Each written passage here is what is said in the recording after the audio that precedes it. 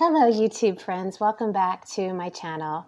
My name's Holly, and today I have a little mini book haul to share with you guys. A couple of shipments came to me from thrift books, and just wanted to share a few other things. In fact, including behind me, first of all, I set up my whole space differently. I did a big rearrange this past weekend, which as you guys get to know me better and better, you will find out that I love to rearrange my furniture pretty frequently, like at least once a quarter. And it's all in trying to I have pretty minimal space and I kind of have a lot of stuff. So it is always a little challenging. And then I had to keep a space free for my yoga studio where I teach my online classes from. So anyway, I've reworked everything. I'm really pleased with the setup. Now I'm in front of a window, which is awesome. And what else do I have around me? I don't know. I just set things up differently. So it feels really good. And my yoga space is a lot less cluttered and busy looking. So anyway, we'll see how this works. In the meantime, everything's a little bit chaotic because I'm still getting things put into place. But back to what I was going to tell you. Probably should turn that light off behind me, but it's okay. We'll leave it on for now. I have two stacks of books, one kind of short that you can't even see because of that light, and then a bigger one. And those are books that they've been books that have been sitting in stacks around here. But when I moved everything, of course, I had to move a lot of those stacks of books. And anytime I move my bookshelves, I have two, they're pretty small, but anytime I move them, of course, I have to pull all the books out.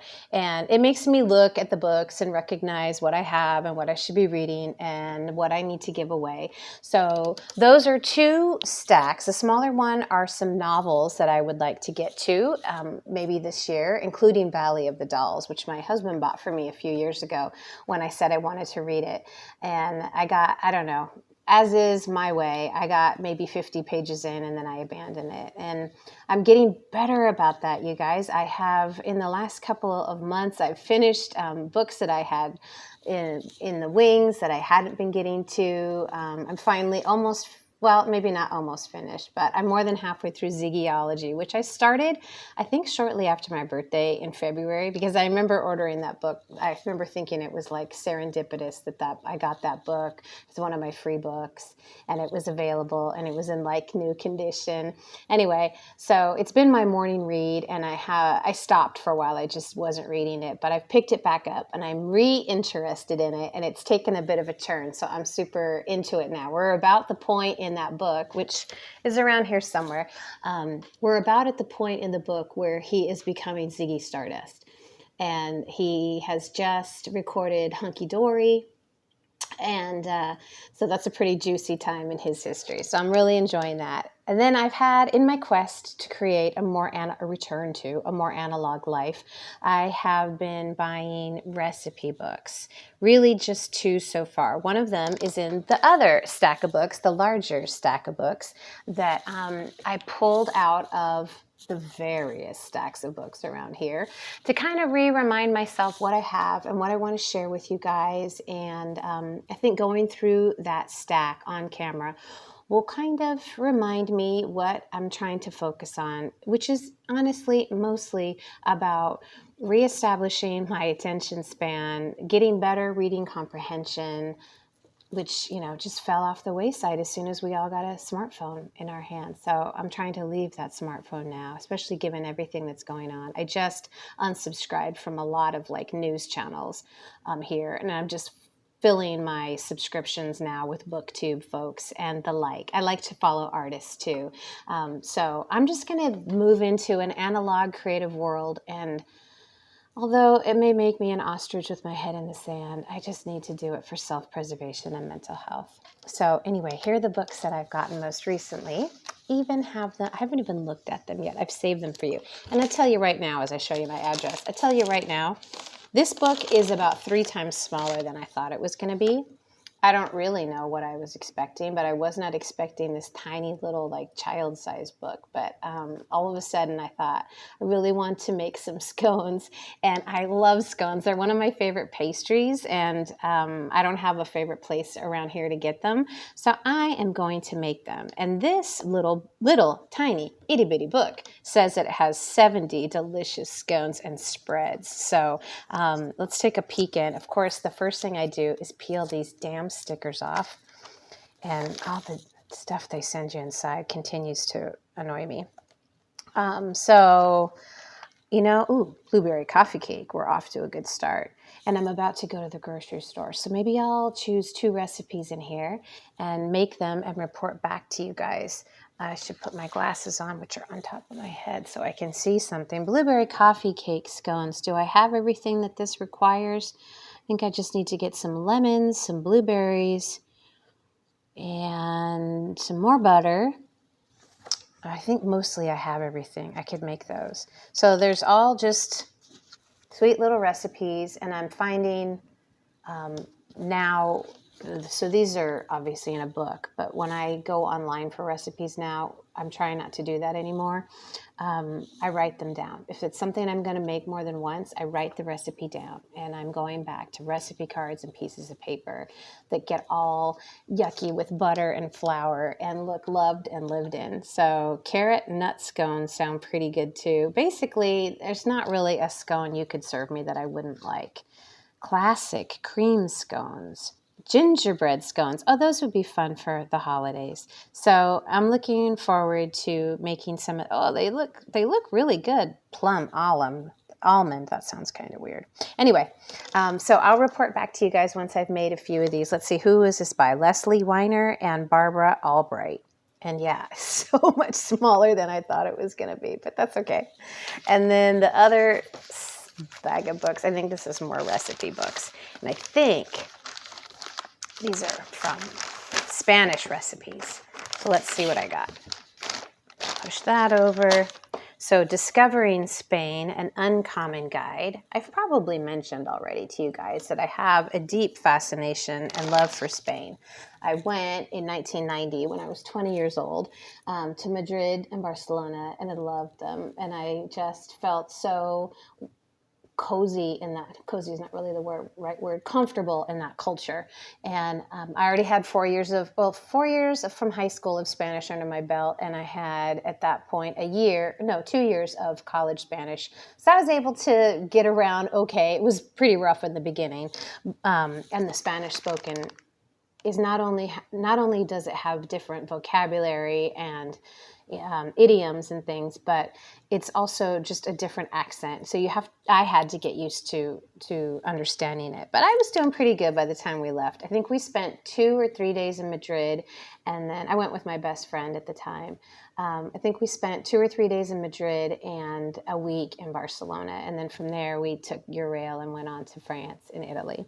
So this is supposed to be like part recipe book and part like travel guide. And it is pretty darn full of stuff. So I'm going to have to look through this nice and slowly. I think I've mentioned in a past video that I had my DNA tested, and I have 28% Spanish blood.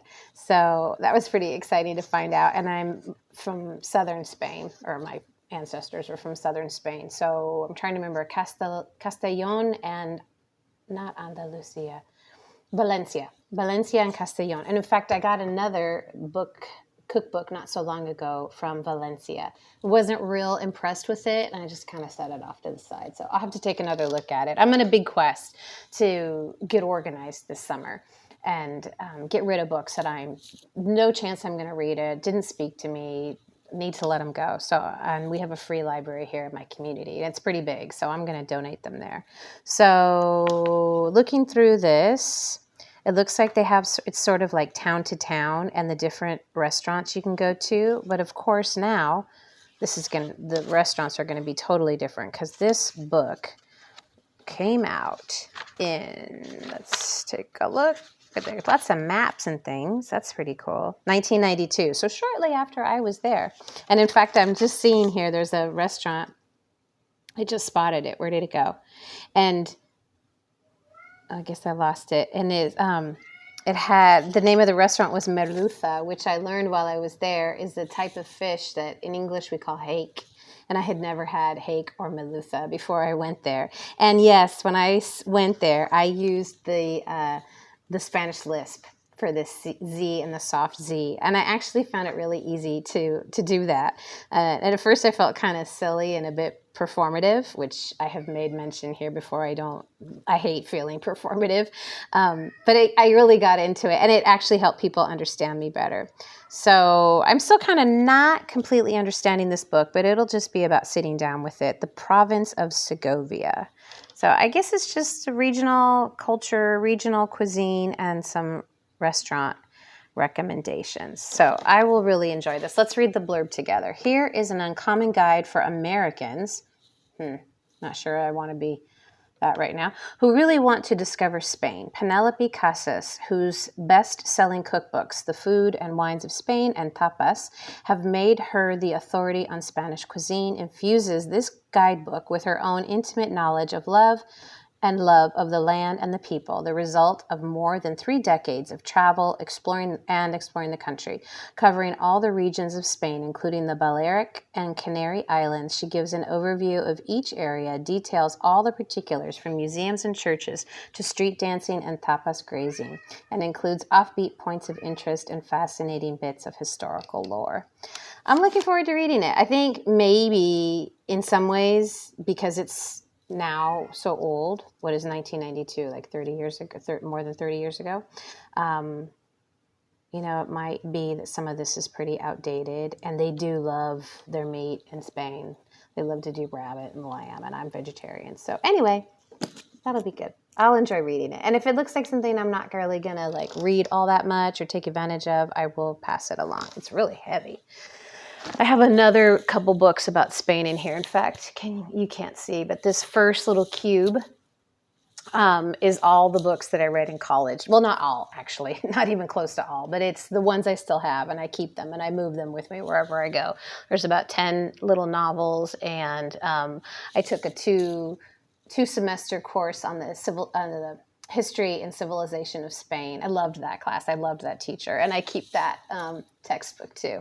Okay, and then the last book that I got is Tapas. We all know about tapas in Spain, right? The Little Dishes of Spain. And this is by the same author, Penelope Casas, although in Spain Spanish, they would say that different. I don't think I want to make the attempt, but the S is different, and I love the way it sounds. It's softer, and it's kind of in your back teeth. So, rice salad, Barcelona style. This looks like something I could make. So it's all just, of course, recipes, marinades, pâtés, not a big pâté person, salads, and other cold tapas. I guess mostly I'm doing this not only to absorb myself back into the analog life of not doing everything on my phone and computer, but also I've been extremely uninspired to really cook for quite some time. I mean, like a couple of years. And so I'm trying to ignite something in myself. And I have been using a couple of different YouTubes. There's some really great people on YouTube with really great ideas. One of them, his name is Derek Sarno, Sarno, and he is, at some point he was like a world-renowned chef, and I think he stepped away from all that to adopt a simpler life. I have a feeling he had some tragedies happen to him. I really enjoy watching his videos. They always include his dog. And who's somebody else? Oh, and Spain on a Fork. I don't know the name of that fella, but he has really great recipes. And the latest one that I want to try, he makes like little chicken nuggets, but out of garbanzo beans or chickpeas. So I saw that and I thought, you know what? I'm going to get some more cookbooks. And I actually have a cookbook over there to show you guys that I got. It's beautiful. And this one has some really pretty pictures in it too. Boiled lobsters, I will not be making. I have never been a lobster person, even when I still eat seafood, but even when I was full on still a meat eater, I do not enjoy lobster. So anyway, that's my little book haul. I have a couple other books coming my way, one of which I'm super excited about. In fact, I splurged and bought it new for 2 reasons. One of which is because I really wanted it. It's by, my cat is just crying his little head off because he wants to go outside, but it's too hot for him. Anyway, the book that I got that I paid full price for is by Graydon Carter, who was the editor of Vanity Fair for a long time. I don't remember the actual span, but I think it began in the early 90s. And it's a memoir. that he wrote, and I can't wait to read it. And the other reason I decided to splurge and buy it for full price is because it's the last book that I am buying for the next at least 3 months. First, I was going to do it through the end of the year, but that felt a little too restrictive, and I was afraid that that boundary would make me cross it too fast, and like I did at the beginning of the year when I said I wasn't going to buy books. And I want to make the point that I don't think it's bad to buy a lot of books. All of us, we come on here and we do our hauls and we're like, I shouldn't have, but I did. Well, you know what? There's a lot of things that I don't spend money on. I don't buy fancy clothes. I don't buy a lot of new clothes. I don't drink alcohol. I don't smoke cigarettes. I just don't, there's not a lot that I splurge on other than books. So I think it's okay, but I also recognize two things. One of which, I have plenty of books to read. So stopping, not buying books for a while is going to encourage me to read the books around us, which many of you have said. And also, I realized I was relying a little bit too much on the dopamine hits that I was getting from making those purchases. Especially, I would do it at night when I was like watching you guys in your YouTubes and you'd make a suggestion and I would just go right ahead and buy it.